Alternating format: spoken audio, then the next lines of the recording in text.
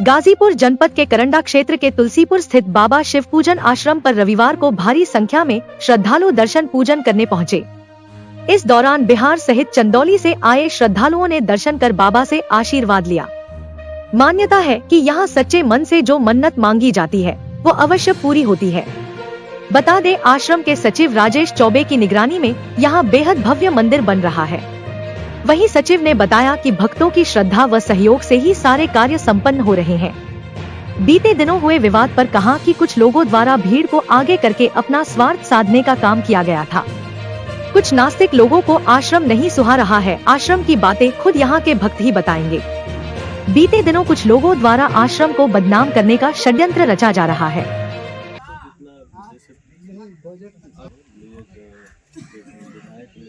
मुख्यमंत्री सहभागिता योजना बन रहा है।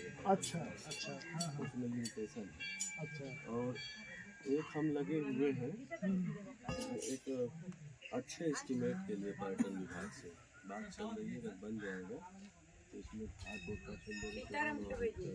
बढ़िया गंगा की मूर्ति इसमें। मैं सचिव राजेश चौबे दिव्य लोक आश्रम से शिव पूजन बाबा। यहाँ प्रत्येक रविवार को भक्त आसपास के जिले से, दूसरे राज्यों से भी दर्शन पूजन के लिए आते हैं और जिनकी मनोकामनाएं पूर्ण होती हैं वो अपना भंडारा का भी आयोजन करवाते हैं। और इसी तरह दर्शन पूजन का कार्यक्रम एक काफी लंबे समय से, विगत 25 वर्षों से चल रहा है यहाँ पे। और उसी क्रम में आस्था का एक प्रतीक आपको इस जनपद का सबसे अच्छा निर्माणाधीन मंदिर जो बन रहा है वो दिखेगा। और ये सारे भक्तों के सहयोग से हो रहा है, चल रहा है। क्या मान्यता है? मान्यता ये है कि प्रभु शिव पूजन बाबा ने जिसको जो कह दिया वो पूरा हो गया। आज तक उनकी कही हुई कोई भी बात मिथ्या नहीं हुई। जिन भक्तों को, चाहे वो बीमार रहे हो, चाहे नौकरी के लिए परेशान रहे हो, चाहे उनका कहीं कोई विवाद रहा हो, तो आस्था की जड़ इतनी गहरी है भक्तों की तो मतलब उसके विषय में कोई टिप्पणी करना अतिशयोक्ति होगी। अभी बगल में एक मकान निर्माण हो रहा है, वो कैसा निर्माण हो रहा है और क्या मतलब? बड़े लंबे समय से हम लोगों का एक प्रयास था कि पर्यटन विभाग द्वारा यहाँ पे कुछ निर्माण कराया जाए, जिससे ये आने वाले यात्रियों का, जो यह बड़ा एक लंबा जनसमूह यहाँ आता है, तो आपके जिले में रहने के लिए यात्री विश्रामालय नहीं है कहीं पे। तो उसी क्रम में एक लंबे प्रयास के बाद आदरणीय हमारे सदर विधायक श्री जयकिशन साहू जी के प्रयास से एक मुख्यमंत्री सहभागिता योजना के अंतर्गत यात्री विश्रामालय का कार्य चल रहा है। इसके लिए आदरणीय श्री जयकिशन साहू जी को और हमारी अपनी उत्तर प्रदेश सरकार को मैं हृदय से धन्यवाद देना चाहता हूं। और आपके माध्यम से एक बात और कहना चाहता हूं। हमारे जनपद गाजीपुर में बड़ा दुर्भाग्य रहा है इस जनपद का कि जहाँ पे इतने ऋषि महर्षि रहे, जहाँ परशुराम जी विष्णु के अवतार पैदा हो, जहाँ जमदग्नि ऋषि का आश्रम है, नागा बाबा, मौनी बाबा, पौहारी बाबा, गंगाराम बाबा, जहाँ कण्व ऋषि रहे हैं, पर्यटन की दृष्टि से काशी की तरफ जब हम लोग देखते हैं तो लहुरी काशी के विषय में जब हम लोग सोचते हैं और इतनी अपार संभावनाओं के साथ जब सोचते हैं तो बड़ा दुख होता है। कभी सौभाग्य से हमारे यहाँ पर्यटन विकास भी रहा है, सरकार में जब हमारे लोग रहे, नहीं हो पाया किन्हीं कारणों से। फिर भी हम सभी को, आप मीडिया बंधु को, क्षेत्र की जनता को, जिले की जनता को ईमानदारी से एक ऐसा प्रयास करना चाहिए कि जो सम्मान हमें नहीं मिल पाया हमारे ऋषि मुनियों को, ये पीढ़ी ही दिला दे। न दिला पाए तो अपने संघर्ष की रफ्तार को तेज कर दे। उसके संघर्ष की धार थोड़ी तीव्र होनी चाहिए। सभी लोगों को जो बन पड़े प्रयास करना चाहिए। व्यक्तिगत रूप से मैं, दिव्य लोक आश्रम पूरा परिवार, यहाँ के सारे भक्त जनपद में पर्यटन की अपार संभावनाओं को देखते हुए सब लोग अपने अपने हिसाब से लगे हुए हैं। इसमें समय समय पे जो भी राजनीतिक दल रहे हैं उन्होंने भी अपना सहयोग किया। यहाँ कटान का भी जो काम नहीं होने वाला था वो भी हुआ। लेकिन सच्चे मन से, अगर थोड़ी दृढ़ राजनीतिक इच्छा से हमारे सारे विधायक, सांसद और जितने भी लोग हैं थोड़ा पवित्र मन से प्रयास करेंगे तो मेरा अपना ये मानना है कि अगले 5 वर्षों में जनपद गाजीपुर की दशा और दिशा पर्यटन के हिसाब से बदली जा सकती है। एक बड़ी खुशी की बात पेपर में पढ़ के मुझे मिली कि हमारे अंकित भारती जी को पर्यटन विकास समिति का सदस्य बनाया गया है।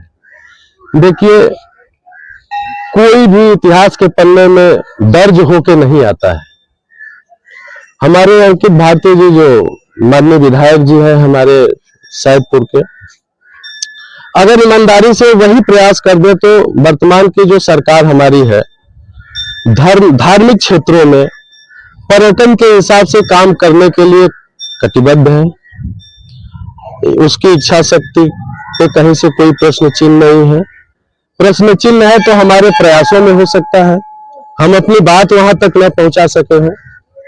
मैं आपके माध्यम से आदरणीय माननीय मुख्यमंत्री जी से भी आह्वान करता हूं कि जिस तरह से काशी का विकास पर्यटन के दृष्टि से हुआ है, जो मैंने बताया है, अगर वो धरातल पे सत्य है तो जरूर इस दिशा में एक विस्तृत कार्य योजना सरकार की तरफ से बननी चाहिए और इस पे काम होने चाहिए।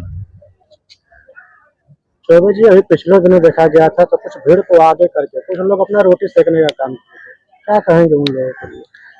देखिए, ये सब बड़े दुर्भाग्यपूर्ण विषय है। मेरा क्षेत्रवासियों से, उन लोगों से यही कहना है कि शांति का कोई विकल्प नहीं है। शांति चाहे लड़ाई करके भी बात होगी तो शांति की बात होगी, युद्ध के बाद भी शांति का प्रस्ताव आता है। तो क्यों न जब एक अच्छी दिशा में काम हो रहा है तो समाज में बेमतलब की चीजें न फैलाई जाए। मैं ये आपसे भी कह रहा हूं कि आपको कुछ गलत दिख रहा है तो उसकी विस्तृत जांच भी हो जानी चाहिए, उस पर कार्रवाई भी हो जानी चाहिए। नहीं तो गलत को हम कब तक सही साबित करेंगे? और जो सही है वो सही है, जो गलत है वो गलत है।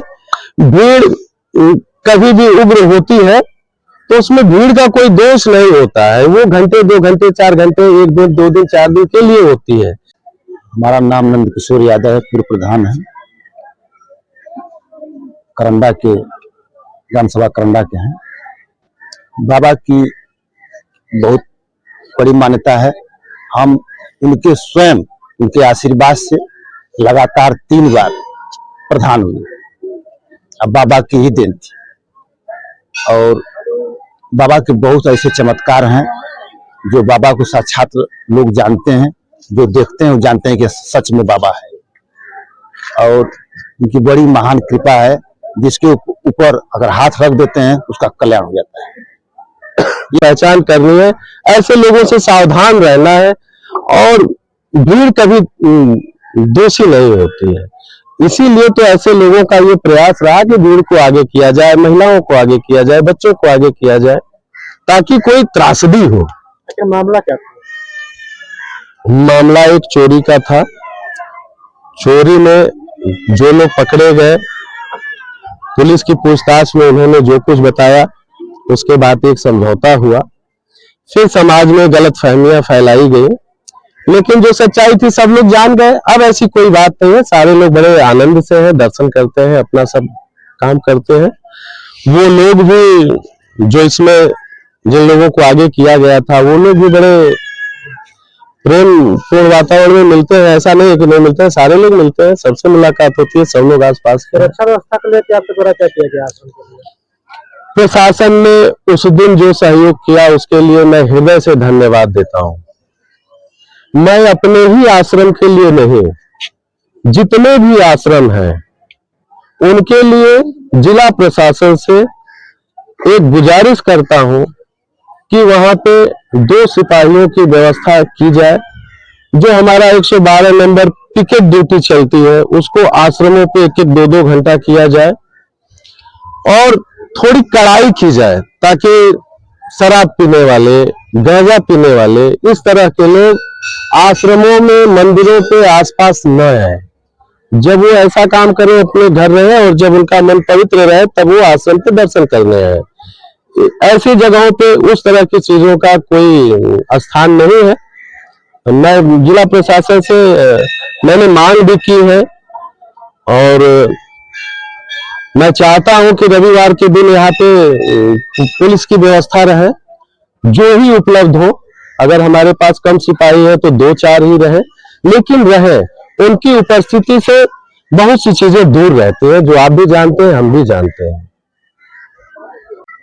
मैं धर्मवीर सिंह यादव, निवासी बसंतपट्टी, ब्लॉक करंडा। बाबा साक्षात शिव के अवतार हैं। ये परमपिता परमेश्वर की कहीं न कहीं बाबा के ऊपर बहुत बड़ी कृपा है और बाबा के ऊपर जो भी भक्त आस्था और विश्वास रखता है उसको सफलता का मार्ग उसका कभी अवरुद्ध नहीं होता है। वो हमेशा विकासशील रहता है और उसके परिवार, सगे संबंधी सबका जो है कल्याण होता है। और हमको पूर्ण विश्वास है कि जो भी लोग यहाँ आए हैं कहीं न कहीं जो है कि उनका कल्याण ही हुआ है और जो सुख शांति समृद्धि प्राप्त हुई है। कितने सालों से आप आते हैं? हम यहाँ पे कम से कम 10 साल से ऊपर हो गया बाबा के यहाँ आते हैं।